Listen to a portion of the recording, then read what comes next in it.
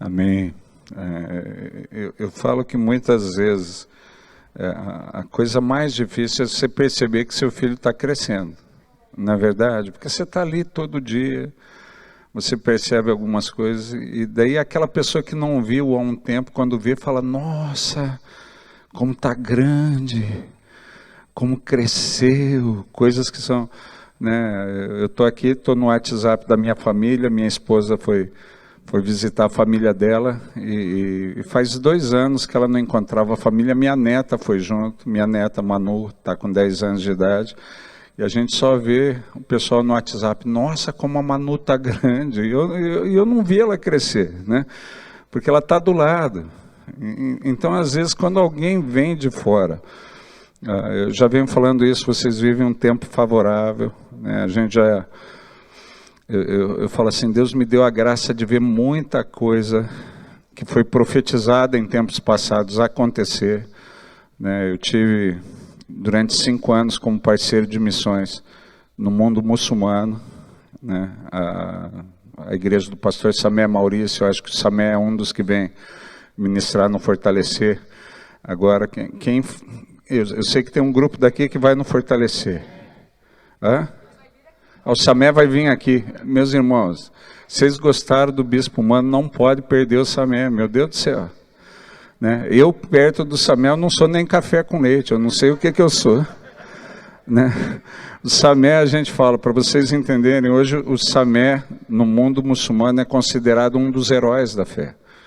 Um dos heróis da fé. Quando as pessoas, os cristãos no mundo muçulmano, a gente viveu isso. Eu não estou falando de coisas, eu estou falando de coisa que eu vi. O Samé parece astro de rock, astro de cinema, né? Quando as pessoas sabem, os cristãos sabem que o Samé está em determinado lugar, e ele é uma pessoa muito simples, né? Uma pessoa muito acessível, muito tranquila.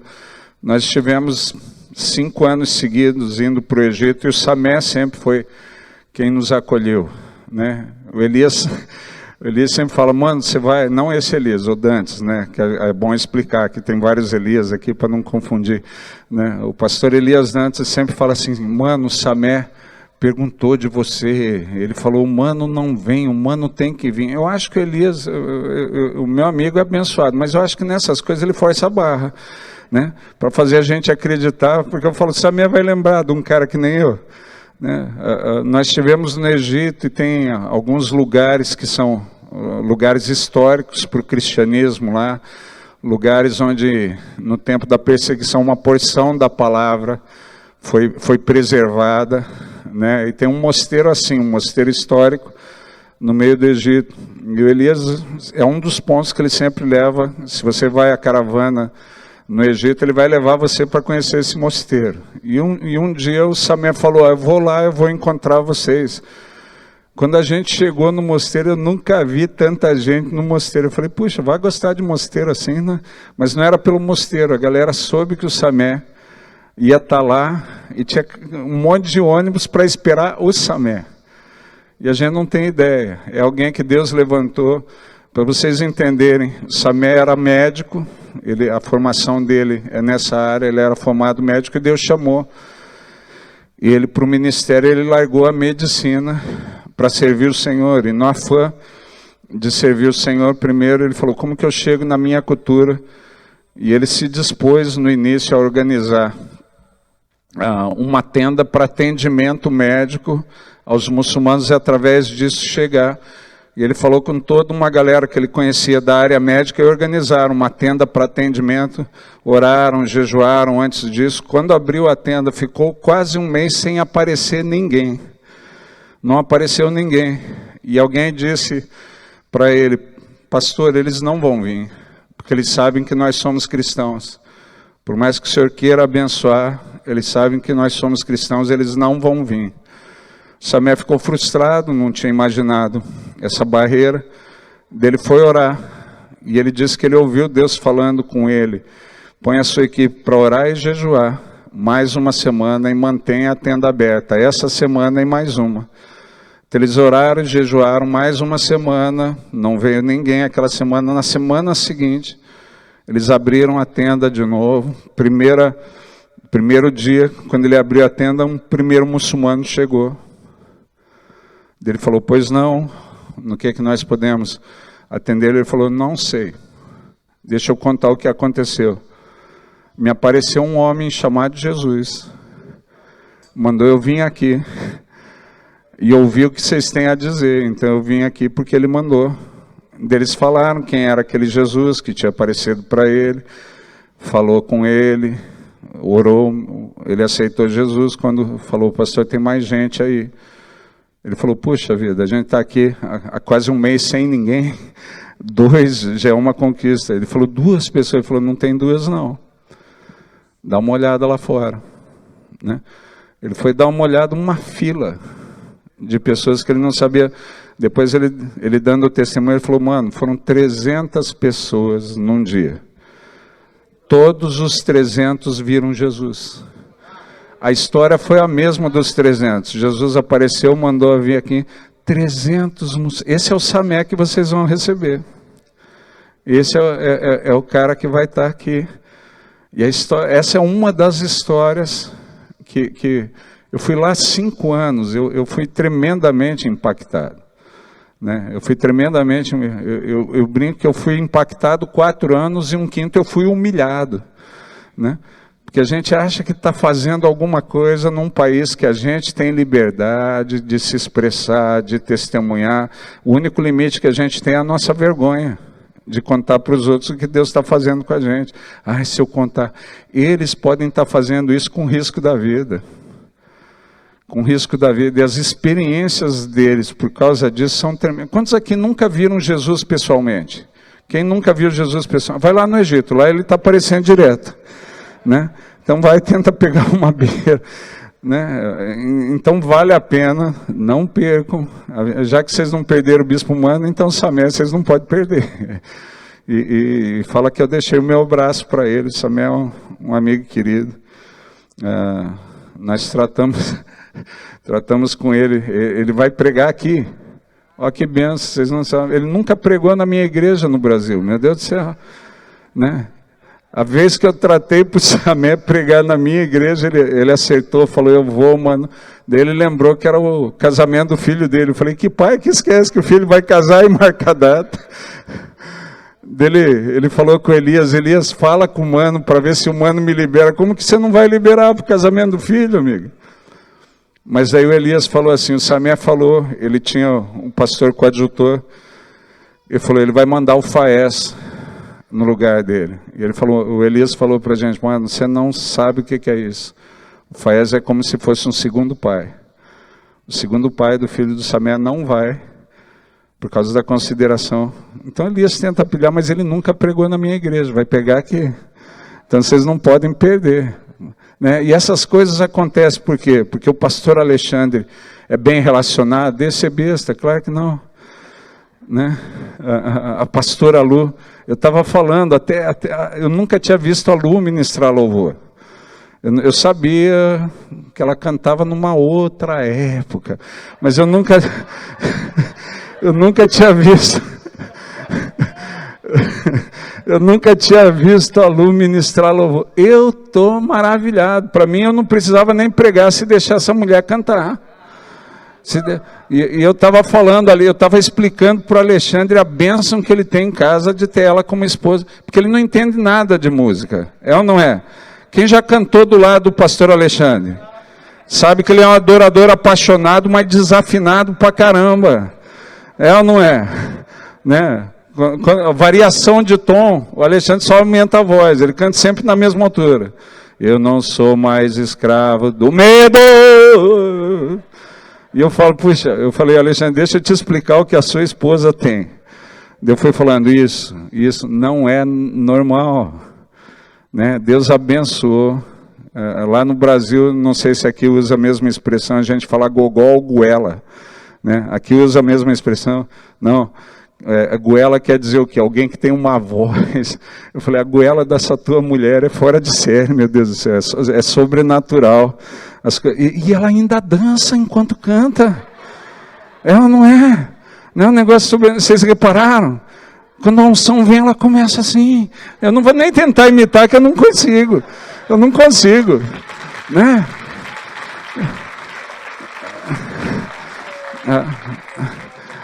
Agora a gente está brincando a respeito de algumas coisas, são coisas extraordinárias que Deus vem sinalizando nesse lugar. Porque às vezes, eu já tenho falado isso, a coisa mais difícil é a gente conseguir ler a história enquanto ela está acontecendo.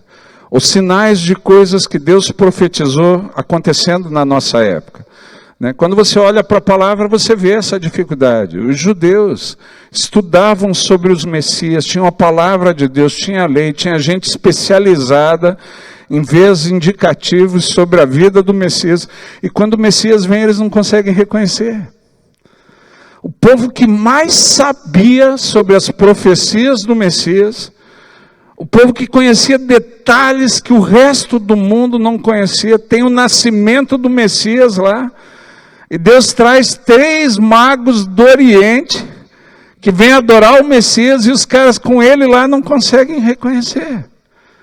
E perderam. Perderam o tempo favorável por não conseguir perceber os sinais do tempo favorável. Quando a gente percebe algo assim, Amós 3,7, o texto de Amós fala que Deus não faz nada sem antes revelar os seus segredos aos seus servos, os profetas. Quando eu chego num lugar e eu começo a perceber que pode ser que o povo está vivendo um tempo favorável, eu falo assim, eu quero saber o que foi dito no passado. Quais foram as profecias faladas, o que Deus falou. Porque normalmente o que a gente vive não tem a ver com a época em que a gente vive. Quando você olha na palavra, você vê o povo de Israel conquistando a terra, tomando posse de uma terra, Deus agindo poderosamente. Mas a palavra que eles estão experimentando ali foi falada quase 500 anos antes. Quando Deus livrou da terra, já tinha 450 anos que Deus tinha falado com Abraão. O povo dá uma refugada, toma cuidado para não deixar o medo determinar o momento de vocês. Porque às vezes começa como a gente esperou tanto tempo, e eu já tenho falado isso, falei isso na sexta-feira, a caminhada a partir daqui já não tem mais a ver com o passado, tem a ver com coisas que Deus vai falar agora. Porque o que vocês estão vivendo agora tem a ver com palavras que foram dadas no passado, elas são indicativos para esse momento. E agora, para a gente avançar, às vezes a gente quer olhar o passado só serve para fortalecer a fé. Mas o passado não serve para dar direção. O que dá a direção do novo de Deus é o que Deus vai falar agora. A palavra que Deus vai trazer agora. E Deus vai levantar no meio de vocês profetas, vai levantar pessoas com palavra de conhecimento. Não é verdade? Não é verdade? Deus vai levantar pessoas aqui que vão receber, e mais de uma, por quê? Porque se é uma só fica insegura, daí Deus levanta, fala com esse, fala com aquele outro, a gente começa a trocar, a gente começou a fazer isso em Mandaguari, quando a gente entendia que a gente estava vivendo um tempo favorável. A gente montou uma escola que não batizava de escola de profetas, mas o Pedro já deu o nome, escola de sobrenatural, lá chamava Escola de Milagres, onde a gente queria reunir pessoas que tinham direção para checar, para conversar. Porque eu entender que Deus me levantou como uma voz para esse tempo não é fácil. É ou não é? Você fala, nada, não é? É coisa da minha cabeça. É assim ou não? Não vocês que são crentes pra caramba, mas quando conhece alguém que ora, que pede, quando Deus começa a fazer com você, você fala, é ruim que sou eu. Quando conhece alguém que é desse jeito, quando conhece alguém que é assim, levanta a mão. Que na hora que começa, é a história, não sou mais escravo do medo. Mas não é fácil se livrar da insegurança, se livrar do medo. Eu já tenho falado isso. Bispo, deixa eu explicar. É que uma vez eu achei que era Deus falando comigo, eu falei, estava errado, mas é assim. É desse jeito que a gente aprende. Quantos aqui fazem bem alguma coisa? Qualquer coisa está valendo, nem que seja dormir, você dorme bem pra caramba.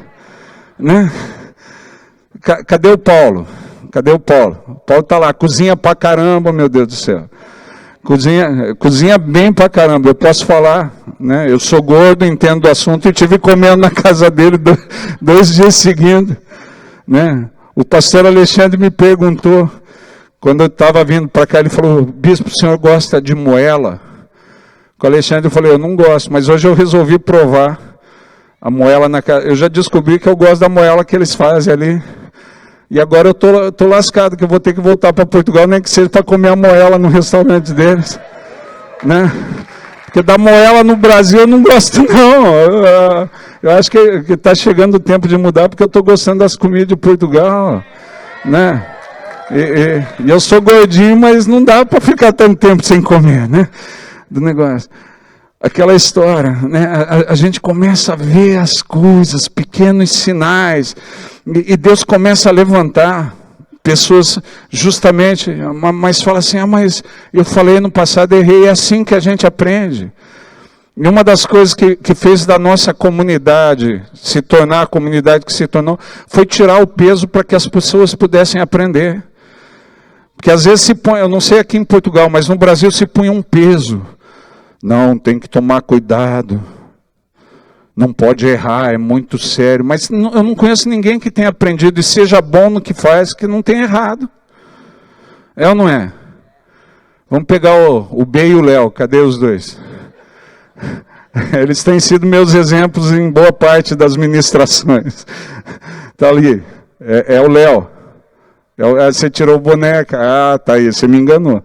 Né? O B e o Léo jogam pra caramba, é ou não é? Eu não vi os dois jogando, mas o pastor de vocês testemunhou, eu respeito o pastor Alexandre na opinião esportiva. Se fosse Elias, né? Se fosse Elias, o Elias escolhe o time certo para torcer, mas joga nada.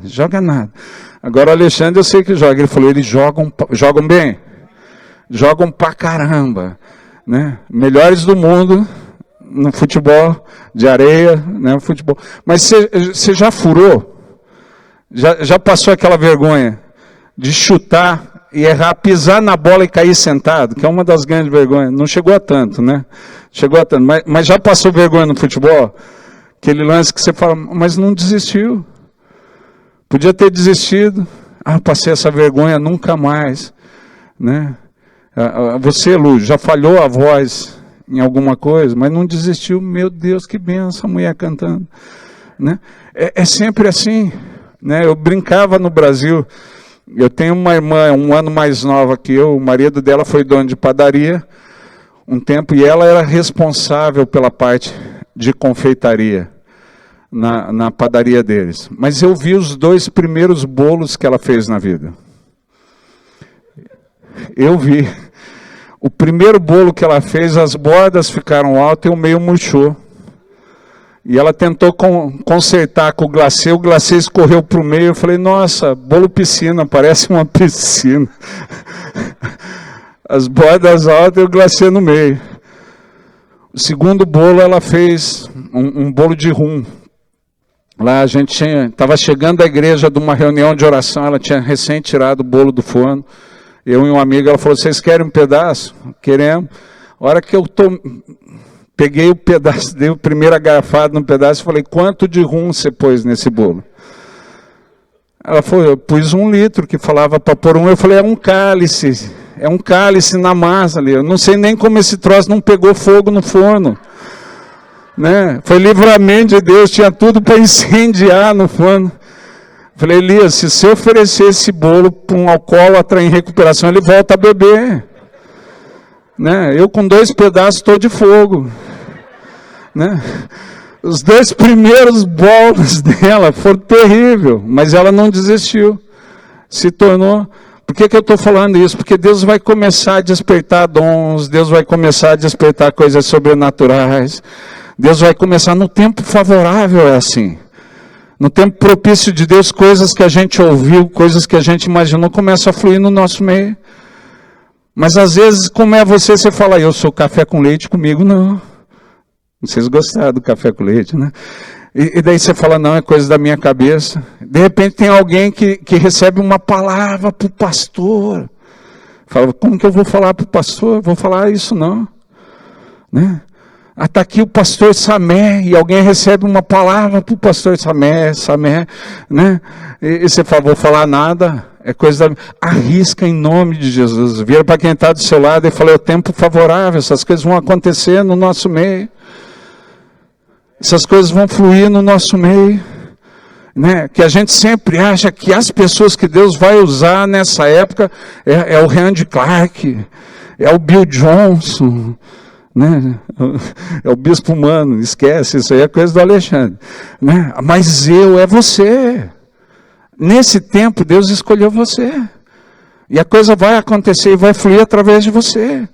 E se a gente deixar o Espírito fluir, a coisa vai se intensificar. E aquilo que Deus falou em outras gerações começa a ser cumprido aqui. A direção para o futuro começa a ser dada a partir daquilo que Deus vai revelar a vocês. Agora é difícil perceber os sinais quando Deus está operando, né? Eu sempre falo isso. Nós vivemos em Mandaguari. Hoje eu estava conversando na hora do almoço, contando algumas histórias que nós vivemos em Mandaguari, né? E enquanto a gente estava vivendo lá, eu não percebia que a gente vivia um tempo favorável. Eu não percebia que a gente vivia um avivamento. Porque para a gente algumas coisas eram comuns. Hoje, quando eu ouvi o pastor Samuel e a esposa falando que tiveram que levar as filhas ao Brasil para ver uma igreja com jovens, e eu falava, no interior, numa cidade de 32 mil habitantes, eu tinha 5 mil jovens e juvenis na minha igreja, né? Eu arrumei confusão com a minha denominação, porque a gente parou de levar eles nos encontros da denominação e criamos um evento em casa. Deu o pessoal responsável brigar comigo, eu falei, você me dá 5 mil vagas? Ele falou, não tem essa quantidade. Eu falei, por isso que eu faço em casa, criatura, porque eu sei que vocês não vão conseguir acolher, eu não tenho como deixar o povo de fora. Daí a gente fazia a reunião lá, 5 mil, e era uma loucura. Que aquilo que eu falei, louvor de jovem nunca é a mesma coisa. É ou não é? A gente, o adulto que nem nós já acha que é muita coisa quando a gente balança que nem a lua. É ou não é? Né? Quando a gente faz assim, para nós que somos de mais idade, é um avivamento tremendo, né? E o bispo humano, então, dando essa balançada com essa barriguinha, é extraordinário, meu Deus do céu. Tem gente até filmando, fala, vou pôr na rede para o povo se divertir, né? Agora a moçada não para, né? A moçada começa, já vinha para frente aquele negócio. Tinha hora que a gente olhava 5 mil jovens pulando no negócio, falava, é extraordinário. Só que a gente não via naquelas coisas um avivamento. A gente não conseguia, e a gente está falando para que vocês entendam, que vocês vivem um tempo favorável. Para que vocês vivem um tempo propício de Deus. Tem a ver com a gente, tem a ver com muitas gerações. Aquilo que falou, a gente tem que descobrir o que Deus disse para os profetas do passado sobre esse tempo. Para que a gente possa entender. Algumas coisas o Samuel deve saber, se foi criado em igreja, né? Eu só tentei entender quando você falou que ele foi criado desde pequeno, né? Eu só tentei...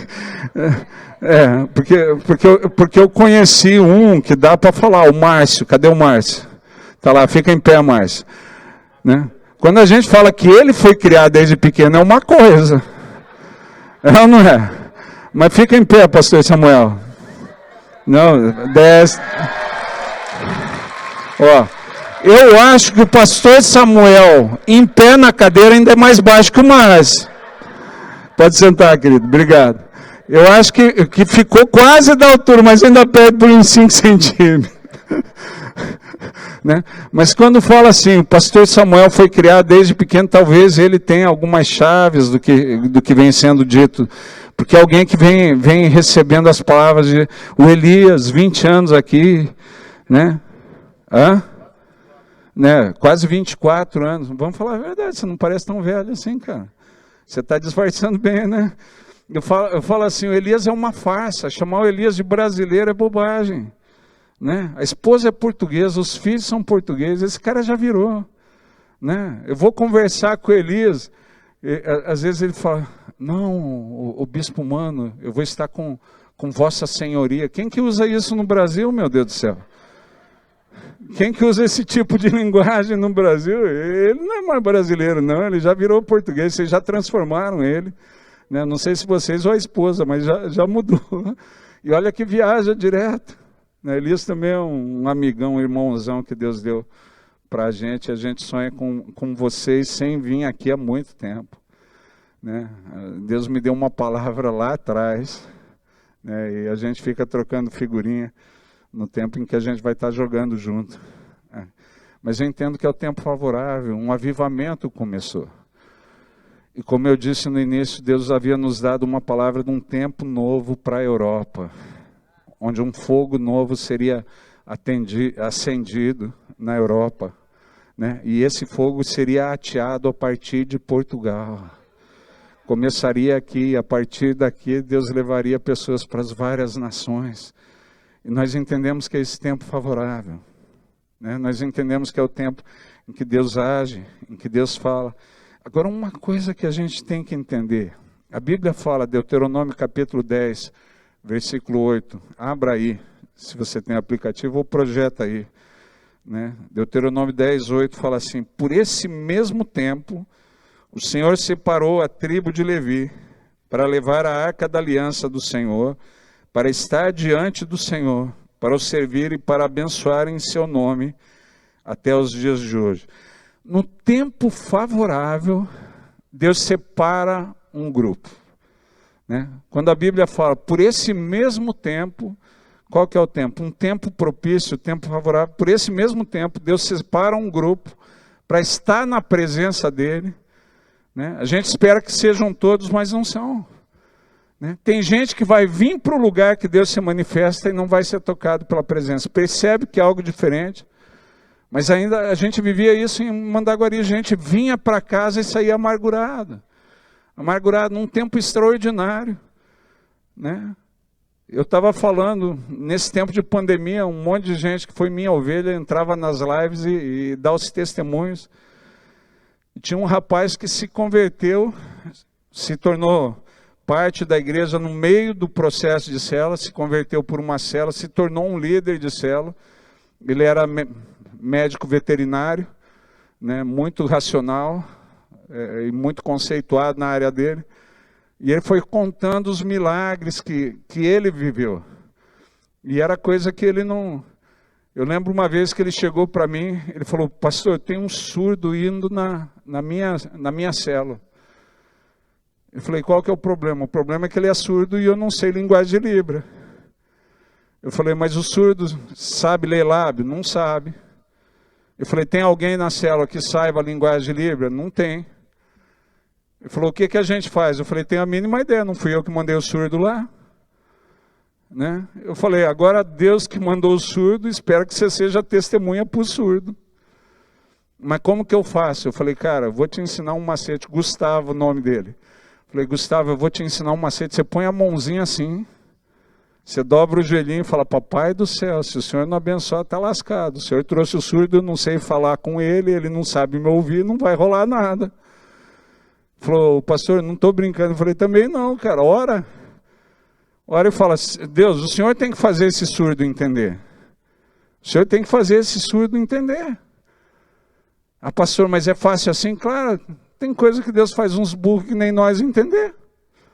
Você acha que é mais difícil fazer o surdo? Vira para quem está do seu lado e fala: você achou que era esperto, né? Mas Deus começa a fazer a gente compreender a palavra dele. Deus começa a fazer a gente compreender as épocas, o que Ele está movendo aqui, né? E daí, por que Deus não pode fazer um surdo entender? Eu falei: Gustavo, ora e ministra. E ele começou a orar, ele falou: eu vou fazer. Mas eu acho que ele estava meio cético. Primeira reunião que eu mandei, ele orou, falou: Deus, eu estou fazendo aí o que o pastor Mano falou. O surdo vai vir. Eu não sei falar com ele, ele não sabe me ouvir. O senhor que trouxe ele dá um jeito. Ele foi ministrar a célula normalmente, para surpresa dele, o surdo ouviu. Ah, como assim, pastor, o surdo ouviu? Tem a mínima ideia, não fui eu que fiz o milagre, né? Mas o surdo vinha na célula dele, ouviu, se converteu, né? Eu até brinquei com ele no dia do batismo. Eu falei: Gustavo, é melhor você falar com o surdo, que ele é surdo. Se eu falar, vai que ele não ouve, né? Eu baixo ele na água, mando levantar, ele não ouve, morre afogado, né? Eu falei, então fala com ele você. E eu batizei o surdo porque um rapaz acreditou. E ele contando, ele falou, pastor, o senhor lembra desse milagre que o senhor falou? Uma pessoa que estava na célula dele falou, cara, eu tenho um amigo que eu queria que ouvisse a palavra de Deus, mas ele está com câncer, estágio avançado.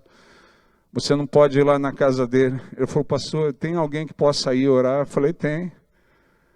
Né? Ele falou, quem que é? Eu falei, você. Né? A gente falava assim, o problema está sendo trazido para você, entenda, é você que Deus quer usar. Porque chegou uma época que a gente achava que tudo era os pastores. É ou não é? Não é assim, no tempo favorável não rola desse jeito. Né? Porque a gente quer ser usado, quer ou não quer? Quantos querem ser usados por Deus? Quer ser instrumento de bênção para a vida de outras pessoas? Levanta a mão. Daí como que Deus vai usar a gente? Trazendo situação que é só Deus. É ou não é? Mas quando a situação que é só Deus chega, eu falo, não dá para mim. Eu estou orando, pedindo. Né? Já aconteceu comigo. Né? Eu cheguei num lugar, eu sentia que Deus ia começar a me honrar, um avivamento. E a gente sempre pensa que é uma cura milagrosa. Eu estava lá no louvor, olho fechado. Eu falei, Deus, eu estou facinho, vem em mim, Espírito Santo. Aquele negócio todo. Né? Eu estou aberto, estou propício, pode me usar. Né? Eu creio que o primeiro sinal vai ser operado, põe o enfermo do meu lado. Eu falei porque não tinha ninguém. Né? Eu vou orar. A hora que eu olhei, puseram um cadeirante. Eu falei, Deus, podia começar com uma gripe, até um Covid, um negócio mais simples. Cadeirante. E aquele dia, o cadeirante não andou, porque eu me acovardei. Quantos conhecem alguém que é assim? Não você é crente pra caramba. Vira para quem está do seu lado e fala, sei que você não é desse jeito. Mas quantos conhecem alguém que ora, que pede, que quer que Deus use? Eu quero crescer em Deus. Fez alguma oração parecida? Quantos aqui fizeram uma oração parecida? Quantos aqui já fizeram uma oração parecida com essas coisas que eu citei? Levanta a mão. Tem nome de Jesus, você vai se lascar que Deus vai responder. Né? E daí Deus responde, quando Ele responde, chega o desafio, você fala, não é para mim, vou ligar para o pastor Alexandre, não consegui, vou ligar para o pastor Samuel, né? Não consegui, vou ligar para qualquer pastor que me atenda. Mas é você. Daí eu falei para esse rapaz, eu falei, vem cá Gustavo, eu vou enviar, Deus usa o Gustavo. Falou, o pastor, eu falei, você já me conhece, eu brinquei na história do surdinho. Não, mas o senhor tem um jeito muito esquisito de enviar a gente nunca sabe quando o senhor está falando sério ou está brincando. Falei, mas é sério, vai lá, mete a mão. E eu tive o privilégio de batizar esse ex-canceroso, porque um médico veterinário acreditou, foi lá, pôs a mão, orou e Deus curou. E ele estava lembrando dessas histórias. E daí eu falava para minha esposa hoje no Rio, eu falei, Cláudia, a gente viveu um avivamento. E às vezes a gente não percebeu.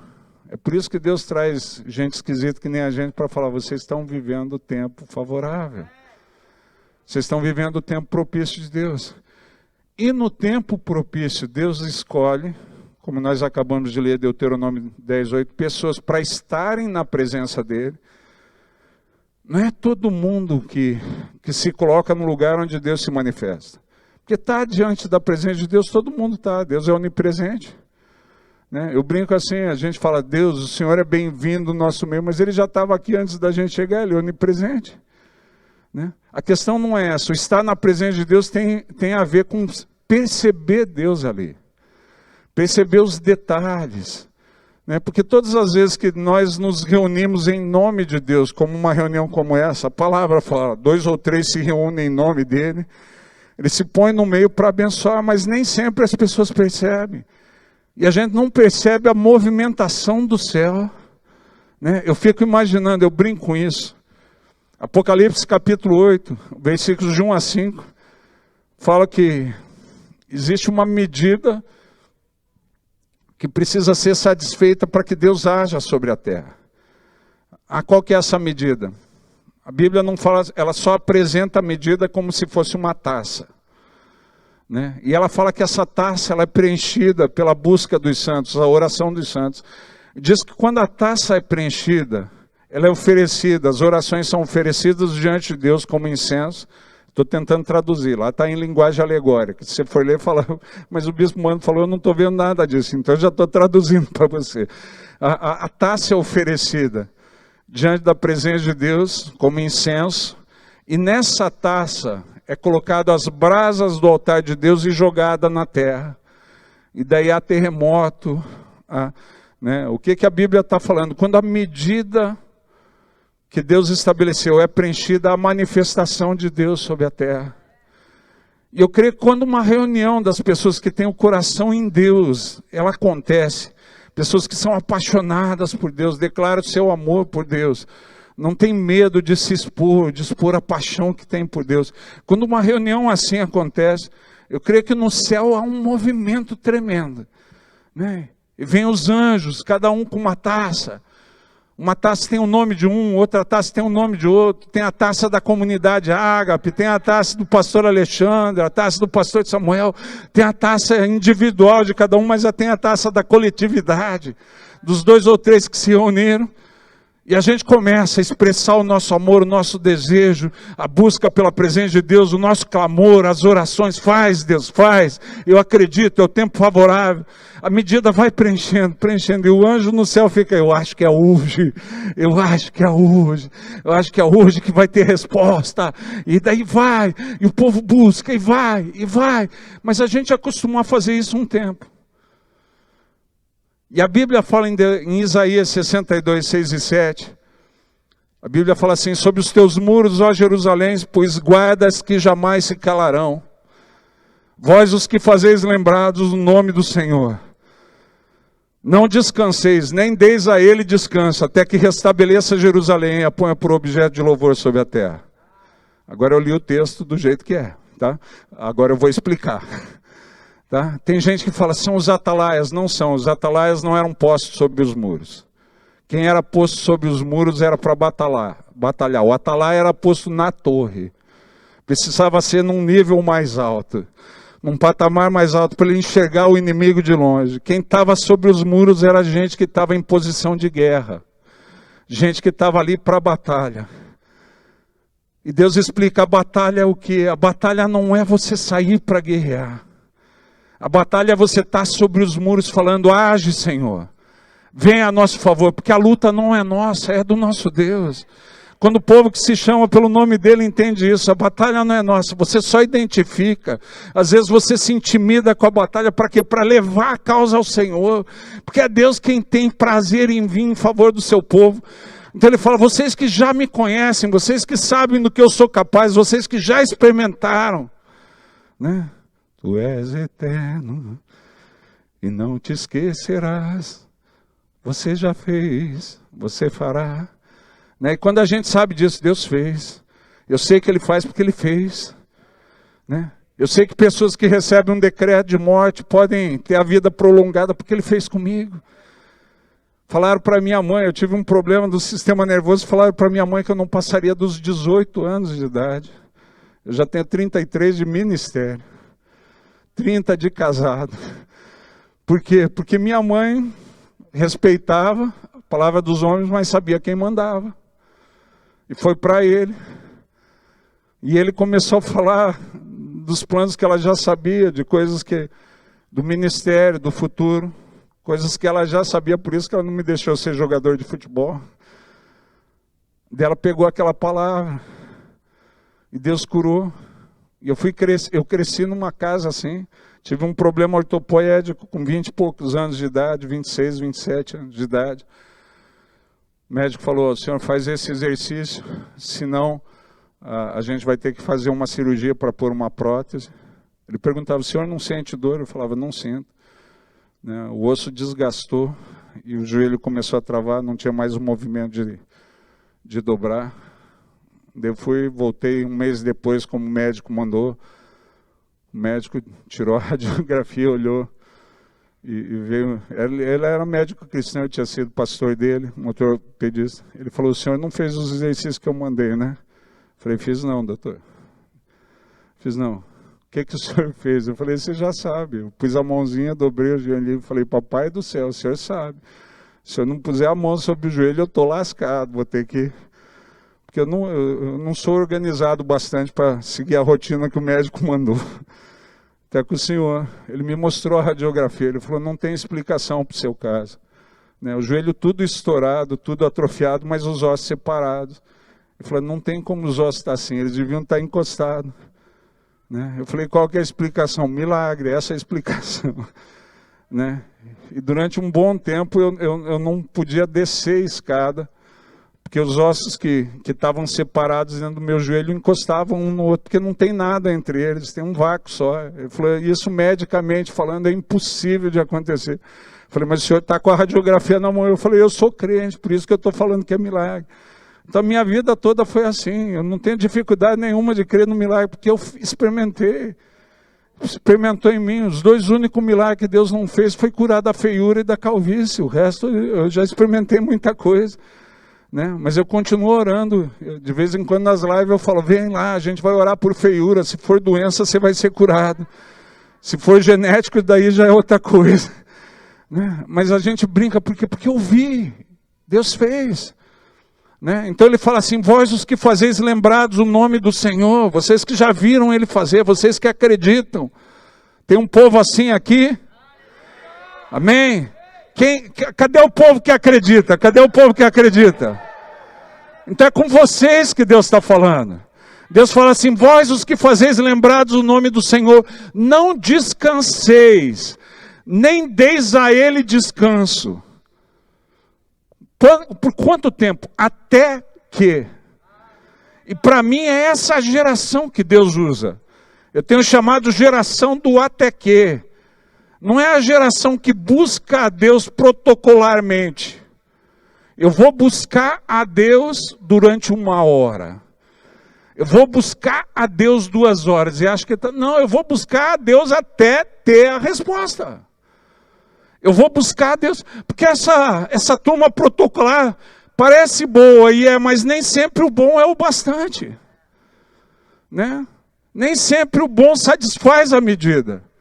O que satisfaz a medida? Aquele chato que não desiste.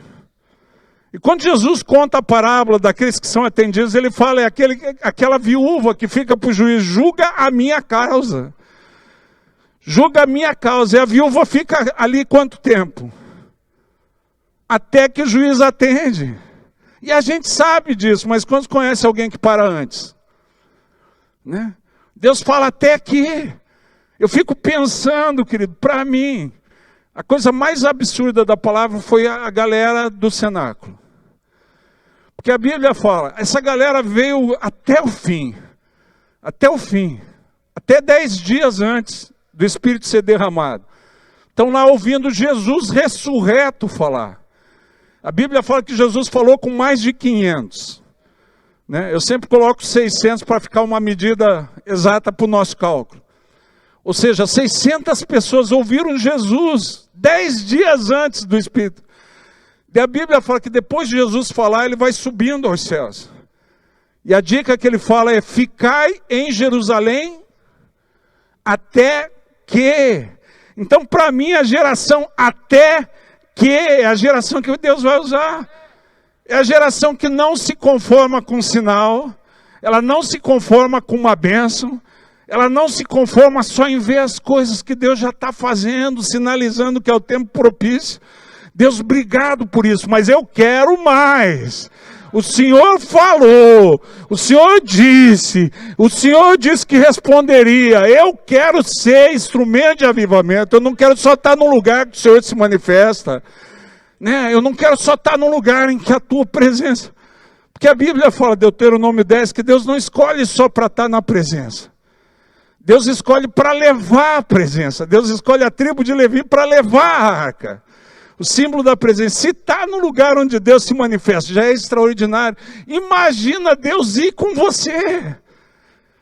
Né? Ah, não, aqui é uma terra muito difícil. Era, até quem traz a presença pisar. Né? Eu sempre falo isso, cara, a terra tem a ver com quem está nela. Porque a gente fala, aquele lugar comum, né? Uma sarça, Um lugar comum, onde os rebanhos estavam acostumados a ir, de repente começa a arder. Moisés vai para ver e ouve uma voz, tira a sandália dos pés, porque o lugar onde ele estava acostumado a pisar virou terra santa. Por que que virou terra santa? Por causa da presença. E quando Deus escolhe um povo para levar a presença, onde esse povo pisa é terra santa. A gente vê isso claramente na palavra. Um território dominado. Eu falo assim, lá no Brasil, manifestação demoníaca é muito comum. Né? Em alguns lugares. Tem igreja que nem o demônio vai porque não precisa. Né? E tem igreja que é tão ruim que demônio traz avivamento. Né? Quando a gente começou a passar por avivamento na igreja que eu frequentava, eu era jovem na época, mocidade, os mais antigos achavam que era emocionalismo da nossa parte. Era que a gente era imaturo, que não era daquele jeito. E tinha um casal que era pai de um amigo meu, gente boa, respeitava a crente, mas estavam duvidando de tudo que acontecia. Até que num culto de domingo como aqui, caiu um possesso no banco de trás deles. Eu nunca vi eles clamarem tanto. Eu nunca vi, né? Aquele possesso padrão que serpenteava pelo chão. Quando já viram um desse? Né? Aquele que fica no chão serpenteando. Né? Atrás, de repente, encostava no pé o pai. Ô, Jesus! Eu brincava assim, igreja ruim, possesso traz avivamento, leva o povo a clamar. Né? Era minha. Está lá, o endemoniado mais difícil da história bíblica. Ah, pastor, eu acho que não pegou. A Bíblia fala, o endemoniado gadareno, ele aterrorizava 10 cidades. Né? Ele aterrorizava uma região chamada Decápolis, 10 cidades. Né? O povo tinha medo dele, ele ficava entre os sepulcros, eles acorrentavam, ele quebrava a corrente. Esse cara, quando Jesus vem e pisa naquela terra, uma terra que talvez fosse complicada, a gente fala dominada por... Jesus pisa lá, o que o cara faz? O que a Bíblia fala que o cara faz? O endemoniado, mais ninja da história bíblica, vem e se prostra aos pés de Jesus. E a Bíblia fala que ele suplica. Se eu tiver no céu a oportunidade de ver as gravações, eu quero ver essa. Eu quero ver essa. Eu quero ver o endemoniado falando assim, Jesus, não me manda embora não. Não me manda embora não, deixa eu ficar por aqui. Deixa eu ficar nesse lugar. Né? Eu quero ver o endemoniado mais ninja da história se humilhando. Jesus fala assim, tudo bem, entra nos porcos e vai. Né? E aquela terra que podia ser difícil, se tornou favorável quando Jesus pisa lá. E quem leva a presença funciona assim, porque quem vai contigo é esse Jesus. Vira para quem está do seu lado e fala assim, é esse Senhor que vai contigo. É o Senhor que vai com você. E a Bíblia fala que no tempo favorável Deus escolhe um povo para estar na presença, para levar a presença, para servir.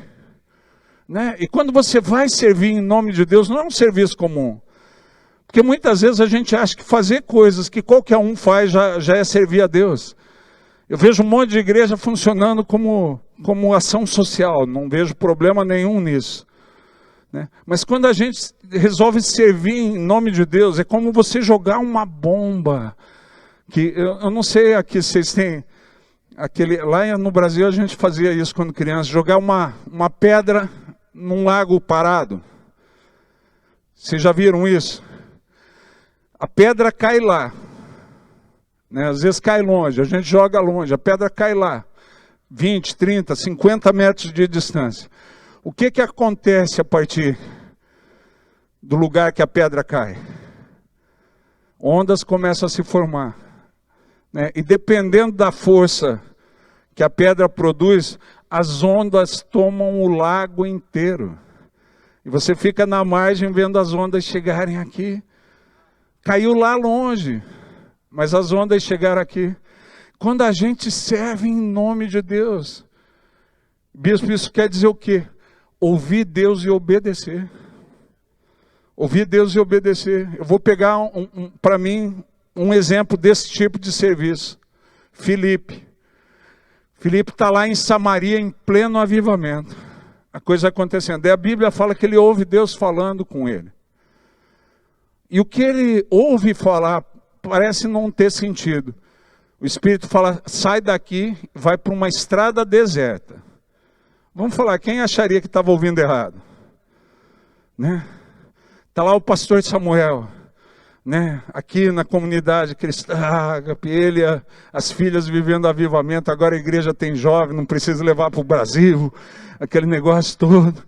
De repente Deus fala, pastor, agora você vai sair. Ele fala, passa para trás de mim, Satanás, está tentando... Ele fala, não é Satanás não, sou eu que falo contigo. Ele fala, Deus, a gente já sofreu tanto, o senhor vai ter que convencer minha esposa. Ele vai falar com as filhas, a Raquel fala, eu vou casar mesmo. A Ruth fala, eu vou ficar com a Raquel. Né? Daí os dois, daí a mulher fala, bem, você tem certeza? Ele tem. Para onde a gente vai? Não sei, o que Deus falou é uma estrada deserta. Meu Deus do céu, eu fico imaginando a família de Filipe. Mas Filipe ouve Deus e vai. Daí diz que Filipe chega na estrada deserta, ele vê uma carruagem, o Espírito fala com ele, aproxima da carruagem. E na carruagem tem um eunuco que é de outra nação, a Etiópia, um eunuco etíope. Quem entende um pouco da lei judaica sabe que o eunuco nunca vai poder ser um judeu. Nunca vai poder entrar no templo. Porque tem algumas coisas na lei que impedem. Quem tem os testículos trilhados não pode se tornar. Então tem aquele cara que nunca vai poder. Qual o sentido de você deslocar um cara que está pastoreando uma igreja em franco avivamento para uma estrada deserta para falar com um cara que nunca vai poder ser judeu? E está lendo um troço que ele não entende. A Bíblia fala que o eunuco convida Filipe para subir e explicar para ele. Ele explica e batiza aquele eunuco. E depois que ele batiza o eunuco, o Espírito tira, arrebata ele, ele nunca mais vê aquele cara. Se você olha para lá, não tem sentido, mas você precisa entender isso. Serviços que a gente faz em nome de Deus são ondas para a eternidade. A gente nunca vai entender a força de um serviço que você presta para Deus. E hoje, no século 21, mais de 2000 anos talvez, depois da experiência de Filipe, o lugar onde a igreja que Filipe estava apacentando não tem 700 cristãos. Né? A porcentagem é quase desprezível de cristãos naquela localidade. Mas tem um país da África, chamado Etiópia, que é considerado um dos 10 países mais cristãos do mundo hoje. E a tradição cristã na Etiópia diz que quem levou o cristianismo para a Etiópia foi um eunuco da rainha Candace, que fez uma viagem para a Palestina e ouviu falar. Esse cara, Filipe não tinha como saber que ele estava evangelizando o patriarca do cristianismo na Etiópia, um dos 10 países mais cristãos do mundo no século 21. Quem sabia? Deus. Por quê? Porque a Bíblia fala, Hebreus 4:3, que os planos de Deus estão concluídos desde a fundação do mundo. Tem aqui engenheiro civil, arquiteto, alguém que lida com construção? Tem alguém que mexe com construção? Né? Quando a gente vai comprar um apartamento no Brasil, que ainda não está pronto, né? É mais barato comprar no que chama na planta. Daí a gente vai ver a planta. Quantos já passaram por essa experiência? Comprar imóvel na planta. E a pessoa explica tudo, você não entende nada, porque você não foi treinado para ler planta. Não é verdade? Eu fui conhecer a casa do meu cunhado em construção. Quando me mostraram o banheiro, eu achei que era pequeno. Eu falei, nesse banheiro eu não consigo entrar, vou entalar. Né? Um cara do meu tamanho. Quando construíram o banheiro, depois de pronto, eu falei, não, é espaçoso. Porque a gente não consegue entender no plano, não foi feito para ler. Então, para que as pessoas que não foram treinadas para ler plantas, para ler planos, comecem a ver a obra, alguém que entende e acredita nos planos de Deus que estão concluídos, tem que chamar esses planos à existência. Quem são esses? Os que fazeis lembrados o nome do Senhor, que não descansam nem dão a Ele descanso. Até que Ele torne visível para que as pessoas acreditem. Né? Como eu falei, Jesus falou da promessa que seria derramada. Falou para 600. E qual era a dica que Ele tinha dado? Fiquem até que. E eles ficam. Um dia, 2, e naqueles 10 dias, 480 se vão embora. Porque, não sei, mas quando a promessa é cumprida, só tem 120 no lugar. 120 recebem o Espírito, porque ficam até que é o tempo favorável. Deus vai chamar vocês a fazerem coisas que parecem simples, mas que vão ser essas bombas que liberam energia para a história. E talvez daqui a 50 anos, pessoas estão vivendo o avivamento na Escócia, pessoas estão vivendo o avivamento na Moldávia, pessoas estão vivendo o avivamento na Itália, pessoas estão vivendo o avivamento na Rússia, pessoas estão vivendo o avivamento lá em Jersey, pessoas estão vivendo avivamento na Inglaterra, e alguém se levanta para falar, isso aqui começou com um grupo, numa cidade chamada Póvoa de Varzim, lá em Portugal, que diz que ouviam a voz de Deus e resolveram fazer o que Deus mandava. E os ecos foram para a história. E a Bíblia fala assim, além dessas 3 coisas, a Bíblia fala que no tempo propício, nesse tempo, Deus escolheu pessoas para abençoar em nome dEle. Né? Eu tenho falado, para mim, uma das coisas mais chatas no dia de hoje, porque leva o povo a se acomodar a muita coisa religiosa, é a bênção que não faz diferença. Porque a gente acostumou a abençoar como hábito, é ou não é? Ah, Deus te abençoe, mas sem expectativa nenhuma. Quando eu vou abençoar, eu tenho a expectativa que Deus responda. Quando eu vou abençoar, se não responde, para mim alguma coisa está errada. Né? O livro que eu escrevi 2 livros, trouxe aqui, um já foi, já acabou, ainda tem exemplar do outro, mas o Resolva com Deus, eu falo assim, o não ter resposta não é uma opção. Não é uma opção. Se meu filho me procura, ele quer ouvir o pai. Quando eu procuro o pai, eu quero que ele responda. Eu quero que ele fale. Às vezes a gente se acostumou a buscar sem resposta. Não pode ser assim. Vira para quem está do seu lado e fala, a gente tem que mudar. A gente tem que se tornar essa geração até que. A gente tem que parar de se conformar com a não resposta. E se eu abençoo em nome de Deus, se fosse em nome do humano, tudo bem, não rolar nada. Mas quando eu falei, Deus, eu só estou pondo as mãos porque o Senhor falou que ia abençoar. Se eu não tivesse falado, eu não estava fazendo isso. Então o Senhor tem que abençoar, não vai ficar chato para mim, vai ficar chato para o Senhor. Já tem gente até falando que não acredita que o Senhor existe, não. Agora é a hora do Senhor mostrar aí, ó. Vamos lá, Deus. Né? E quando Deus fala assim, esse aí eu gostei. Esse meu filho é fera, ele não se rende. Ele não me dá sossego. Ele não me dá... Quando já tiveram uma criança assim em casa? Aquela que não dá sossego. Aquela que não dá sossego. Você fala assim, a gente vai viajar. Ele fala, quando? Né? Você fala sexta-feira, ele acorda no dia seguinte e fala, sexta já chegou? Já é sexta? Daí você fala, não, quando que é sexta? Ah, depois de amanhã. Ele dorme e fala, já chegou? É desse jeito ou não é? Nosso filho Pedro era assim, daí quando chegava no dia ele vomitava, de tão ansioso que ele ficava. Daí a gente falou, não pode avisar o Pedro, a gente tem que acordar ele e falar, vamos viajar. E ele curtia a coisa. Deus tem prazer naqueles que falam, vou abençoar, mas quando que o Senhor vai abençoar? Não, no tempo favorável. Quando que é esse tempo favorável? Diz aí, Deus, eu estou esperando aqui, eu sou teu filho. Fala, pai. Quando calma não, fala, pai.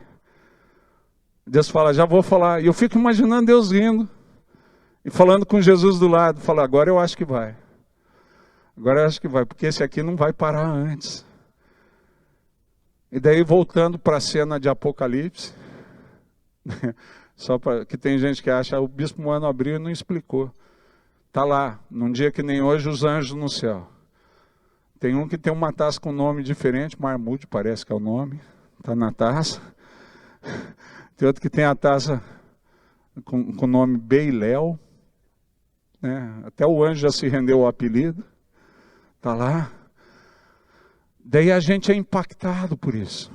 E a palavra de Deus queima dentro da gente, eu vou e eu falo, Deus, eu quero, é o tempo propício, eu quero. E a Bíblia fala que a taça começa a encher com esse clamor. Que as orações dos santos que vão enchendo a taça. E vai enchendo a taça com o nome do Samuel, vai enchendo a taça com o nome do Alexandre, da Lu, do Elias, do Marmude, do B, do Léo. E a taça com o teu nome, tem o teu nome lá, e a taça vai enchendo, e a taça vai enchendo. E o anjo olha e fala, eu acho que é agora, eu acho que é agora, eu acho que é agora, eu acho que é agora.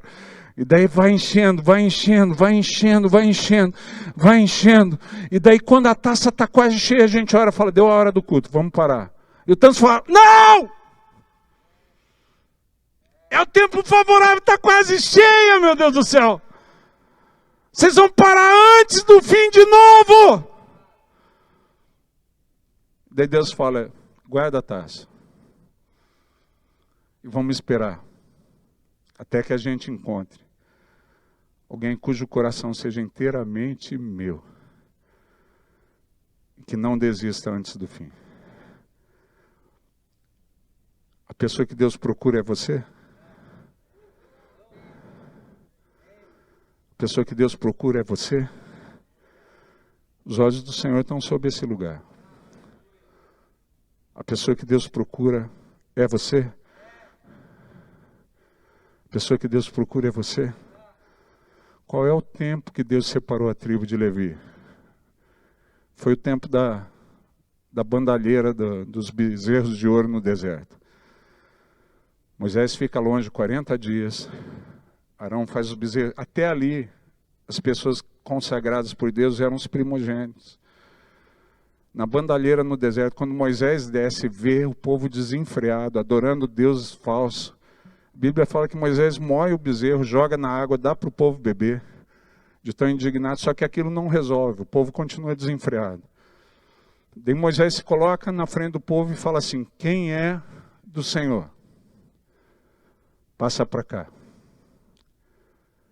Quem é do Senhor, passa para cá. E a Bíblia fala que só a tribo de Levi vem para estar do lado de Deus. Para o lado de Moisés. Moisés não explica o que vai acontecer. Ele só fala, quem é do Senhor, passa para cá.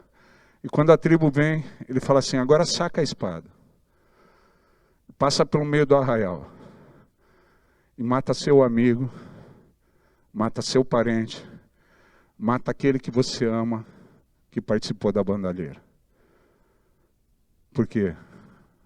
E eles passam.